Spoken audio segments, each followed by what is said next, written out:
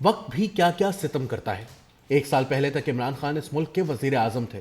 General Faiz تگڑے D G I S I کے عمران خان نے انہیں برقرار رکھنے کے لیے اس وقت کی فوجی قیادت سے ٹکر لے لی تھی، جو آخر کار عمران خان کی وزیر اعظم ہاؤس سے تحریک عدم اعتماد کے ذریعے نکلنے پر منتج ہوئی۔ فواد چودھری کہہ چکے ہیں کہ اگر ہمارے فوج کے ساتھ معاملات خراب نہ ہوتے تو ہم اقتدار میں ہوتے۔ یہ وہی بات ہے جو کبھی پرویز مشرف نے کی تھی کہ اگر نواز شریف انہیں برطرف نہ کرتے تو وہ وزیر اعظم رہتے۔ عمران خان دور کے ایک بزرگ وزیر داخلہ نے بھی ایک انٹرویو میں کہا تھا کہ اگر نواز شریف کا فوج سے ایشو نہ ہوتا تو انہیں 2018 کے الیکشن میں ہرانا مشکل ہو جاتا۔ بے نظیر بھٹو کو بھی 1990 میں اس وقت کے army chief general Aslam Beg اور سابق D G I S I general Hamid Gul سے ایشوز کی بنیاد پر گھر جانا پڑا تھا۔ یوں اگر اس بات کو سامنے رکھا جائے تو پتہ چلتا ہے کہ سیاسی حکومتیں ہر دفعہ اپنے اپنے دور میں فوجی قیادت کے ساتھ کچھ ایسے معاملات میں الجھ جاتی ہیں کہ وہ اپنے 5 سال مکمل نہیں کر پاتی۔ اگر یاد ہو تو وزیر اعظم یوسف رضا گیلانی بھی میمو گیٹ اور ایبٹ آباد آپریشن کے معاملے پر اس وقت کے آرمی چیف جنرل کیانی اور D G I S I general Shuja Pasha سے سینگ بسا بیٹھے تھے، جس کی سزا بھی انہوں نے بھگتی۔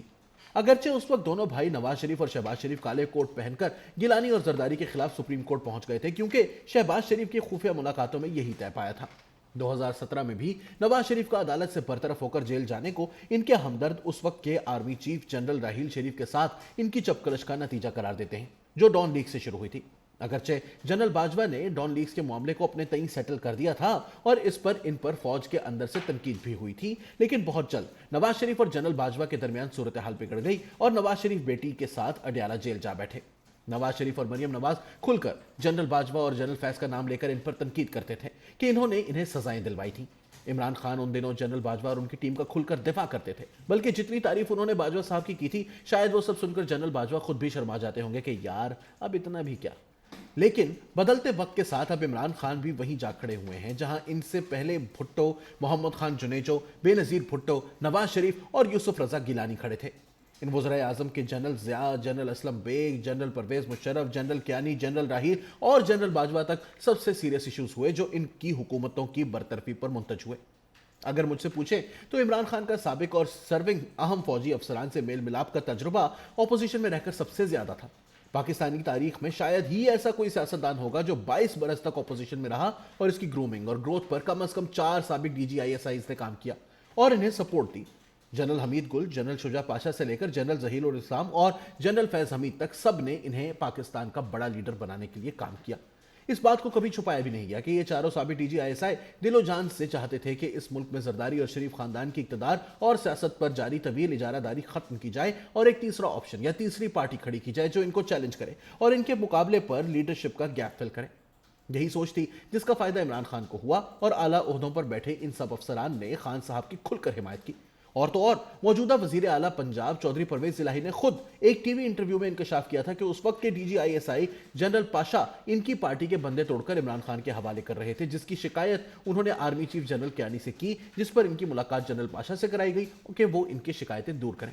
وہ بقول چودھری پرویز الہی ان کی شکایتیں کیا دور کرتے، الٹا انہوں نے چودھری صاحب کو مشورہ دیا کہ وہ عمران خان سے ملاقات کریں۔ اور پھر عمران خان کی قسمت اس وقت کھلی جب جنرل باجوہ نے جوانی کے دور کے پسندیدہ کرکٹر عمران خان کے سر پر دست شفقت رکھا اور انہیں وزیر اعظم کی کرسی تک لے گئے۔ اگر دیکھا جائے تو باجوہ صاحب سے بھی وہی غلطی ہوئی جو کبھی جنرل اسلم بیگ سے ہوئی تھی کہ انہوں نے سمجھا کہ نواز شریف کی طرح عمران خان ابھی ناسمجھ ہے۔ ایک مرحلہ ایسا آیا جب نواز شریف نے بھی پہلے جنرل اسلم بیگ اور پھر غلام اسحاق خان کی ڈکٹیشن لینے سے انکار کر دیا۔ عمران خان نے بھی وہی روٹ لیا اور جب جنرل باجوہ نے اپنی مرضی سے ڈی جی آئی ایس آئی تبدیل کیا تو وہ بھی ڈکٹیشن لینے کے لیے تیار نہ ہوئے اور یوں بات پہنچی مارچ میں تحریک عدم اعتماد تک۔ سوال یہ ہے کہ ان سب وزرائے اعظم کی فوجی جرنیلوں سے لڑائیاں کیوں ہوتی ہیں؟ وہ انہی جرنیلوں کے کندھوں پر سوار ہو کر پہلے اقتدار تک پہنچتے ہیں اور جنرل بھی یہی سمجھتے ہیں کہ ان سیاستدانوں کو کچھ علم نہیں، انہیں رہنمائی کی ضرورت ہے۔